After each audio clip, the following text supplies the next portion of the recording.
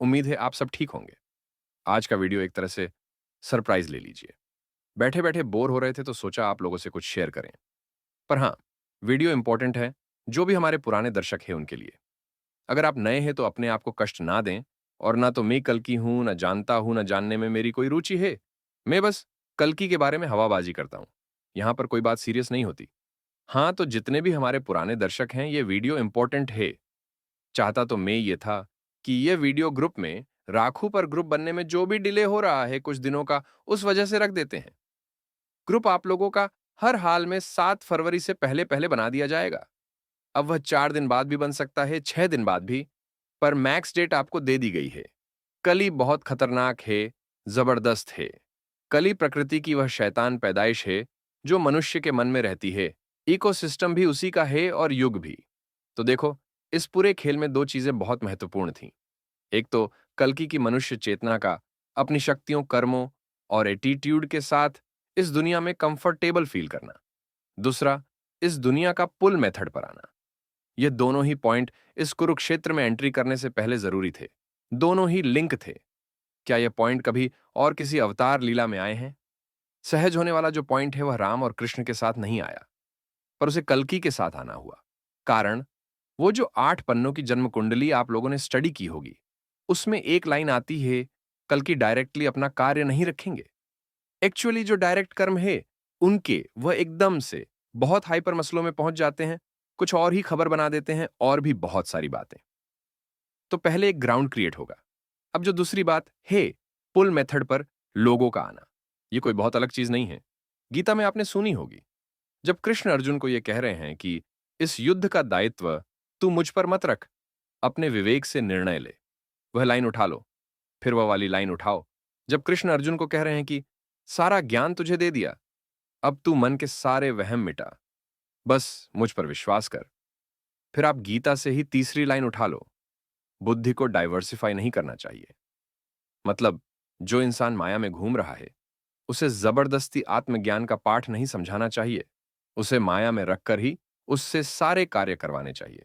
अब यह जो तीनों कॉन्सेप्ट्स मिलाकर जो बनता है, मैं उसे पुल मेथड ऑन एफ स्ट्रेटेजी कहता हूं। कहता तो नहीं हूं आपको समझाने के लिए, अभी अभी इस शब्द का नया नामांकरण किया।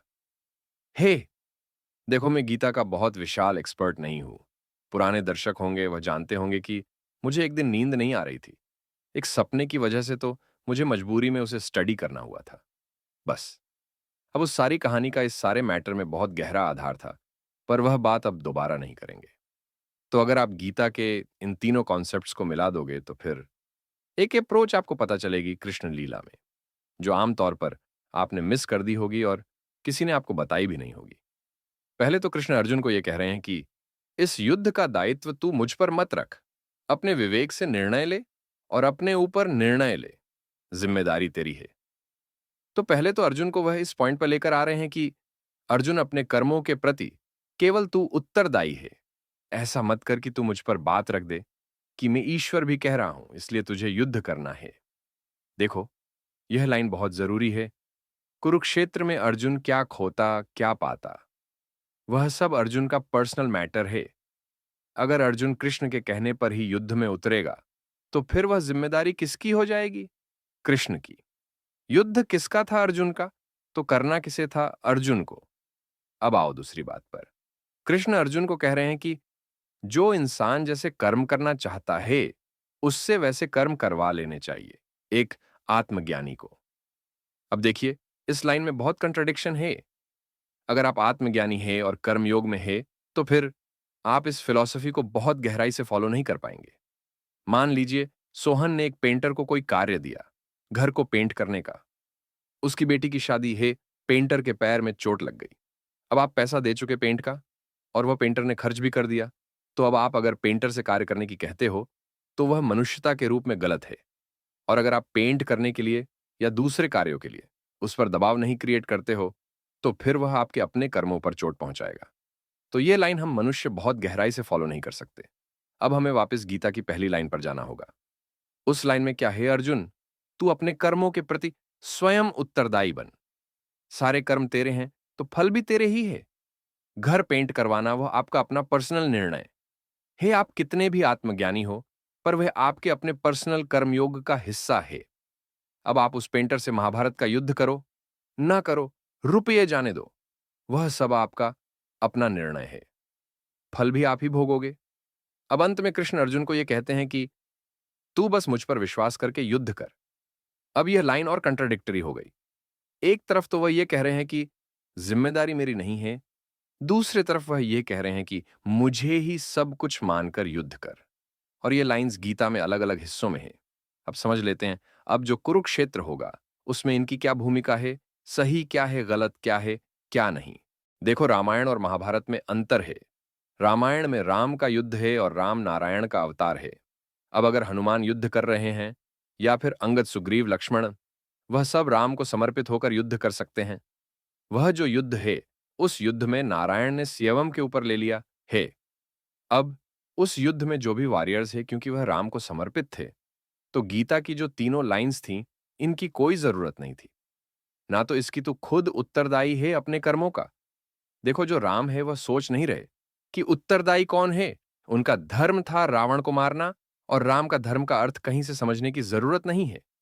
उस युग में मनुष्यों ने अभी गीता नहीं सुनी, पर क्योंकि राम नारायण का अवतार है, तो वह उस कहानी को जी रहे हैं। अब आओ दूसरी लाइन पर, कि बुद्धि विच्छेद या डाइवर्सिफाई नहीं करना चाहिए। मनुष्य को उसी माया में रखकर कार्य करवाने चाहिए। अब आप रामायण को दोबारा से देखो। क्या राम ने केवट को कुछ ऑफर नहीं किया होगा? क्या राम ने सुग्रीव के साथ एक सौदा टाइप का नहीं किया था कि सुग्रीव को जो चाहिए था दिया और उसकी मदद ली? या फिर राम ने विभीषण का राज्याभिषेक नहीं किया, जिसको जो सांसारिक चाहिए था राम ने दिया? पर राम ने किसी को भी ज्ञान नहीं दिया कि यह दुनिया माया है, वगैरह वगैरह। पर वहीं राम ने हनुमान, लक्ष्मण, शबरी के साथ अलग ट्रीटमेंट किया, क्योंकि वह पूरी तरह भक्तिभाव में थे। उन्हें जो चाहिए था वह दिया। पर हम मनुष्य ऐसा नहीं कर सकते, क्योंकि हमारे साथ वह सोहन और पेंटर वाला किस्सा हो जाएगा। पेंटर पर दया दिखा दी तो फिर घर पेंट नहीं होना, घर पेंट करवाया तो फिर पेंटर पर क्रोधित होना होगा। और अगर हम किसी तरह से मान भी जाए कि जाने दो, सोसाइटी में खबर फैल जाएगी कि हम तो ऐसे ही पेमेंट कर देते हैं, फिर दूसरे लोग हमें ऐसे ही ठग लेंगे। अवतार के साथ क्या कहानी है? अवतार के खुद के कर्म शून्य है। मतलब वह अपनी वजह से इस धरती पर नहीं आए, ईश्वर का प्रयोजन है। वह कुछ भी कर रहे हैं, अपने लिए नहीं कर रहे, वह उस लीला का एक हिस्सा है। तो अब अगर कृष्ण या राम है, वह उस पेंटर के साथ क्या करते हैं? जाने देते हैं, पेंट करवाते हैं, वह निर्णय वह ले सकते हैं, बिना किसी ग्लानि, बोझ या पाप पुण्य के। वह विचार नहीं करेंगे, उनके अंदर अलग विवेक है समझने का। पर हम लोग 100 तरह के विचारों में आ जाएंगे। अब यही कारण है कि आपको कृष्ण के कर्म इतने एक्सट्रीम लेवल के नजर आ जाते हैं। ड्रोन, कर्ण, भीष्म, दुर्योधन, सब धोखे से मारे गए। पर क्योंकि हम मनुष्य के कर्म शून्य नहीं है, हम उन सब चीजों में फंसेंगे ही। अब आपके दिमाग में कभी एक प्रश्न आएगा कि कृष्ण को भी ग्लानि थी कुरुक्षेत्र की, और उन्होंने गांधारी का श्राप ले लिया था। उस श्राप का मामला हम आपको इसी वीडियो में आगे बता देंगे। आप में से एक ने प्रश्न पूछा, हे महिलाओं के रोल और युग परिवर्तन के बारे में उसमें बता देंगे। दूसरा, हम मनुष्य के पास इतनी शक्ति होती भी नहीं है कि हम हर एक से उस लेवल पर जाकर डील कर पाए।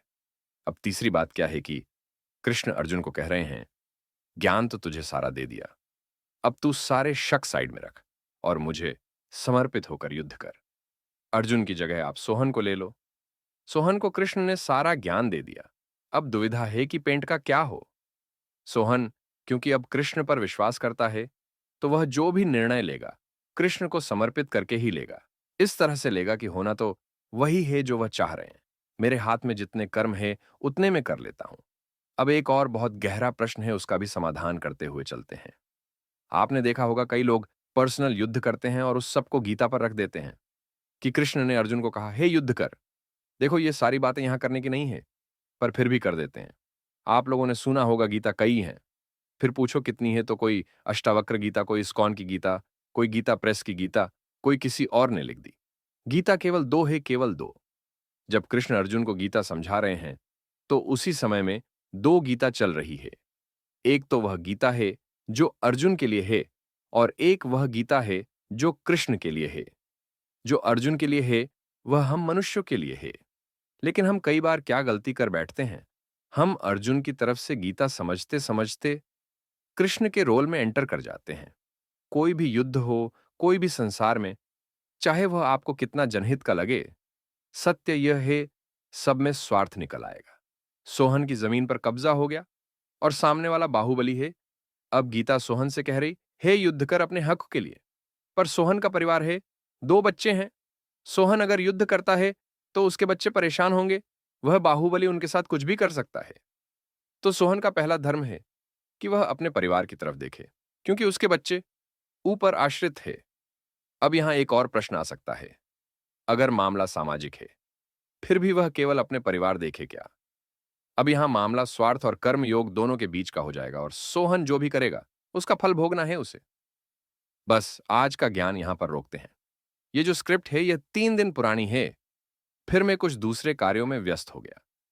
अब सैश बताऊं, मैंने ये स्क्रिप्ट किस बेसिस पर तैयार की थी, इसमें क्या लिखा था, कितना रह गया था, मुझे नहीं पता। कुछ कुछ याद है और मैं इतना मेहनती हूं नहीं कि इसे दोबारा खुद भी देखूं मैंने क्या लिखा है इसमें। हाँ, कुछ गहरी बात कही है, बस इतना पता है। मैं कहीं आ से रहा था तो मेरे पास आप में से किसी का एक फोन आया और उनका कहना था कि मुझे वीडियो रख देना चाहिए, इससे लोगों से कनेक्शन बना रहता है। मैंने भी वचन दे दिया था कि ठीक है वीडियो रख देंगे, तो मैंने वही पुरानी अधूरी स्क्रिप्ट उठा ली। देखो क्या होता है, मूड की बात होती है। जिस समय इस बात के लिए मन कर रहा होगा, ये बात के ऊपर बना दिया होगा। अब इस बात को खींचने का मन अभी नहीं कर रहा, तो कोई और बात कर लेते हैं। मैंने पहले वाले पार्ट में गीता के कुछ पार्ट्स की बात की है और मैं गीता की ज्ञान को पुल स्ट्रेटेजी से कनेक्ट कर रहा था, चक्रव्यूह की। तो सीधा सीधा टॉपिक पर आते हैं। हाँ, याद आ गया पहले पार्ट में क्या था। देखो क्या होता, हे एक अवतार यह कार्य कर सकता है कि वह जिससे चाहे उससे मोलभाव कर ले, जो डिलीवर करना हो कर दे और उसके अंदर ग्लानि बोध ना आए।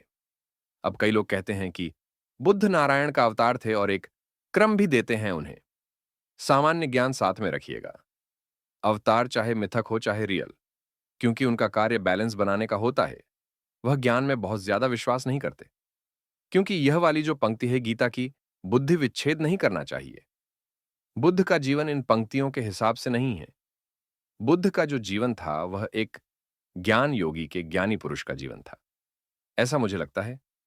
अब मेरा यह कह देना कि बुद्ध अवतार नहीं थे, विवादों को जन्म देगा, और वह सही चीज मुझे नहीं लगती है, तो मैं ऐसा कुछ नहीं कह रहा। अब जितने भी लोग जो मुझे रेगुलरली सुनते हैं, पुल सिस्टम कुछ अलग नहीं है। जहां पर कृष्ण अर्जुन को यह कह रहे हैं, सब कुछ समझाने के बाद कि तू मुझ पर विश्वास कर और अब युद्ध कर, अंत में वही है। अब हल्की सी बात बहुत गंभीर है। कृष्ण ये बात पहले भी तो कह सकते थे कि तू मुझ पर विश्वास करके युद्ध कर। अर्जुन तैयार भी था। पर कृष्ण ने पहले तो ऐसा नहीं कहा। नहीं कहा तो क्यों नहीं कहा? ग्रेविटी हर चीज को अपनी तरफ खींचती है, चुंबक लोहे को खींचती है। जिस अर्जुन को कृष्ण कह रहे हैं कि तू सब कुछ मुझ पर लेफ्ट कर दे, वह एक अलग अर्जुन है। वह वह अर्जुन है जो कृष्ण की कार्य प्रणाली को जानता है, अपना धर्म जानता है, क्यों युद्ध से पीछे हटना ठीक नहीं है, यह सब जानता है। अब वह दुनिया की किसी मोह माया के चक्कर में ना तो युद्ध कर रहा है और ना युद्ध से पीछे हट रहा है। तो कृष्ण फिर उससे यह कह रहे हैं कि तू अब मुझे समर्पित होकर युद्ध कर। अब इस केस में कृष्ण अपनी सौदेबाजी वाली कहानी नहीं लगा रहे हैं कि मैं मनुष्य को माया में रखकर उससे अपना कार्य करवा लेता हूं। अब यह लाइन भी बहुत गहरी है। देखो जो कली है ना, वह भी यही करता है। कली भी लोभ, ईर्ष्या, डर, दूसरे अवगुणों का फायदा उठाकर कार्य करवा लेगा। फिर दोनों बातों में अंतर क्या हुआ? बहुत गहरा अंतर है। देखो, जो कली आपसे करवाएगा तो कली के हाथों में परिणाम देने की शक्ति नहीं है। मतलब मान लो सोहन ने लोभ में आकर अपने मित्र को धोखा दे दिया, तो यह कार्य किया उसने कली प्रभाव में आकर। पर परिणाम देने का अधिकार किसका है? प्रकृति का, ईश्वर का। अब क्योंकि सौदा कली से कर लिया और कार्य गलत कर दिया, तो परिणाम भी गलत ही आएगा। इस पूरी कहानी में ईश्वर आपसे कुछ भी नहीं करवा रहे। अब फिर सोहन को लो। सोहन ने किसी चीज के लिए मेहनत की, उसे लगता है उसे फल मिलना चाहिए। अब यही ईश्वर से सौदा हो गया। फल के प्रति जो सोहन की आसक्ति है, यह कह लो एक तरह से प्रकृति उससे कर्म करवा रही है, उसे एक फल का लोभ देकर। पर इस पूरी प्रक्रिया में कली तो नहीं आया। तो पहले तो कली से सौदे करना बंद करो। अब आओ प्रकृति के सौदों पर। जब आप फल की अशक्ति लेफ्ट कर दो और सब कुछ ईश्वर को समर्पित करना सीख जाते हो, गीता के ज्ञान के सही मायने में अधिकारी आप तभी हो। अब अर्जुन को यह सब क्यों बताया जा रहा है? इसलिए बताया जा रहा है क्योंकि अर्जुन हर लोभ हर सौदे को लेफ्ट कर चुका है। अगर वह लेफ्ट नहीं करता तो जिस चीज का भी उसे लोभ है, कृष्ण उसी लोभ को दिखाकर उससे कर्म करवा लेते। अब यहां पर एक और गहरी बात है। देखो, कर्म दुर्योधन भी कर रहा है और कर्म अर्जुन भी कर रहा है, पर एक कली के कंट्रोल में रहकर कर रहा है और दूसरा प्रकृति के प्रभाव में। और हां करो, किसी के भी प्रभाव में, पर फल तो प्रकृति और ईश्वर ही देंगे। अब एक बहुत गहरा प्रश्न है जो कई बार आता है, क्या गीता युद्ध करना सिखाती है? देखो, अब हम ज्यादा ज्ञान देना नहीं चाहते इस एक वीडियो में, पर दुनिया के ज्यादातर युद्धों में स्वार्थ होता है। फिर एक बहुत गहरी बात, और हे, कृष्ण इतने शक्तिशाली थे कि वह अपने परिवार के ऊपर कोई बात नहीं आने देते और पूरे कौरवों को निबटा देते। अब फिर आपका अगला प्रश्न आएगा, गांधारी के श्राप वाला। 8। चलिए, अब ज्ञान का सेशन कुछ संक्षिप्त में निबटाते हैं। दो श्रोताओं के प्रश्न है, महिलाओं का रोल कलयुग को खत्म करने में। बहुत क्रिटिकल रोल है, बहुत गहरा क्रिटिकल रोल। मतलब, वह जो 8 पन्नों का नोट आप लोगों के पास है, उसमें एक लाइन आती है, फीमेलस ही इस बार सतयुग में लेकर जाएगी। वह बात ठीक है, पर उसका अर्थ आप ऐसा ना लगा लीजिएगा कि जो अब फीमेलस गलत कर रही है वह भी इसमें शामिल रहेंगी। एक्चुअली उनका भी सोचने का तरीका यह प्रोसेस बदल देगा। बाकी बातें इस टॉपिक पर फिर कभी करेंगे। अब एक और प्रश्न का उत्तर देते हुए चलते हैं। क्या अगर ईश्वर का कोई भक्त उन्हें बहुत प्रेम करता है, उनके लिए रोता है, तो क्या उन्हें पता चल जाता है? अवतार के कॉन्सेप्ट में आपको एक बात समझनी होगी, उसमें एक मनुष्य शरीर इन्वॉल्व है और वह मनुष्य शरीर ठीक है, उसे ईश्वर ने ग्रहण कर रखा है, पर उसकी अपनी एक चेतना है। अब उस मनुष्य शरीर की चेतना का अपने अंदर बैठे ईश्वर से भी एक रिश्ता है। अब आपके और हमारे लिए कृष्ण एक पर्सनैलिटी है। अब हम उस पर्सनैलिटी को ईश्वर समझे, अवतार समझे, छलिया समझे, मनुष्य समझे, वह सब एक अलग बात है। पर हां, हमारे लिए कृष्ण एक ही पर्सनैलिटी है। पर आप कृष्ण से पूछो, कृष्ण एक पर्सनैलिटी नहीं है, कृष्ण पूरा एक प्रोसेस है। और हमारे जो ऋषि मुनि थी, वह अपनी सुविधा के लिए उस प्रोसेस को कृष्ण लीला का नाम दे देते थे। अब उस प्रोसेस के अंदर एक मनुष्य चेतना, एक ईश्वर चेतना दोनों है। अब प्रश्न यह है कि भक्त पुकार किसे रहा है? भक्त मनुष्य चेतना को पुकार रहा है या ईश्वर चेतना को, या फिर जो वह कृष्ण की पर्सनालिटी समझ रहा है उसे पुकार रहा है? अब आप ये जो समझते हो शबरी, केवट, ये सब क्या कहा हनुमान का प्रेम राम से था? सीधा राम से। उनका प्रेम इस बात से नहीं है कि नारायण रूप में राम आए हैं। उनके लिए तो बस राम ही सब कुछ है, तो वह राम के साथ रह लिए। अब द्रौपदी पर आओ। द्रौपदी ने कृष्ण को पुकारा, तो आया कौन? कृष्ण आए या फिर उनकी कोई शक्ति?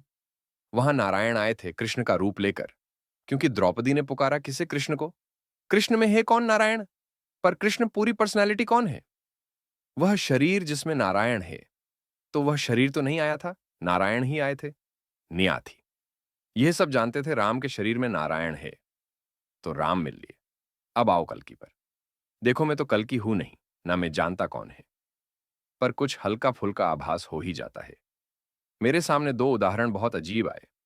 जब मैंने चैनल शुरू शुरू में ओपन किया था, तो उस समय जितने भी दर्शक थे, उनमें से कुछ आज भी है, तो अब मैं उनका नाम नहीं ले रहा। एक बनारस के हमारे दर्शक है। अब मैंने सोचा लोग बहुत कुछ कहते हैं, ये भी कह रहे होंगे, जाने दो। पर उन्होंने कहा कि मैं आपको बताना चाहता हूं आप कैसे दिखते हैं। मैंने मना किया, पर वह नहीं माने। उन्होंने मुझे एक एक बात बता दी। अच्छा, जो उन्होंने बताया वह सब शब्द शब्द सही था। अब समस्या यह थी कि मैं कभी संभल गया नहीं और बाकी लोग जो भी उन्होंने देखे, मैं उनके बारे में कुछ जानता नहीं। मैंने फिर उन्हें कहा, मैं संभल तो कभी गया नहीं।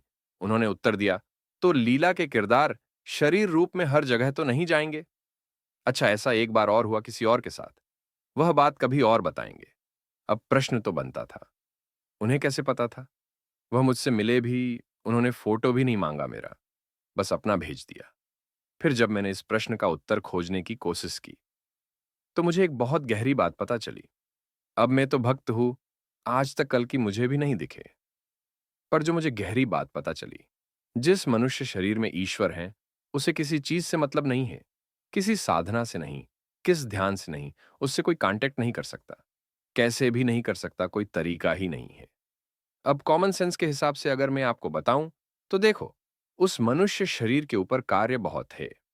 अगर वह उन चैनल्स को ओपन करती है, तो जो ध्यान या दूसरे किसी भी पर्सन को कांटेक्ट करने की परमिशन देती है, तो फिर अगर 1% भी दुनिया में भक्त है, तो 8 करोड़ की फिगर है। वह मनुष्य शरीर जिन कार्यों के लिए आया है, वह कार्य नहीं कर पाएगा। दूसरी बात यह परमिशन देने का अर्थ है कि कल की कली के लिए आपने दरवाजे ओपन कर रहे हैं। कॉमन सेंस साथ में रखना, आपको सारी बात समझ में आ जाएगी। रावण सीता तक कैसे पहुंचा था? साधु का वेश बनाकर। जब कृष्ण ने दुर्योधन से कुछ मांगा, तो दुर्योधन ने दिया नहीं, पर दुर्योधन कैसे पहुंचा? कृष्ण तक मांगने, याचक बनकर।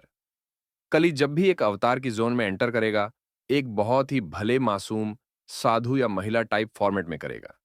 उसे पता है अवतार किस लिए आए हैं, तो वह उन्हीं लोगों की शक्ल और रूप ले लेगा जिन्हें अवतार मना ना कर पाए। और आप ऐसा ना सोचिए कि कली कमजोर है, बहुत शक्तिशाली है, वह प्रपंच रच सकता है। तो अवतार क्या करेंगे? कल की यह जानते हैं, जो नियति में होना है उसे कोई रोक नहीं सकता। तो वह दरवाजे बंद कर देंगे जहां से कली की कोई भी एंट्री हो सकती है। अब इस प्रक्रिया में फिर जो सही भक्त है, उनके लिए भी एंट्री बंद हो जाती है।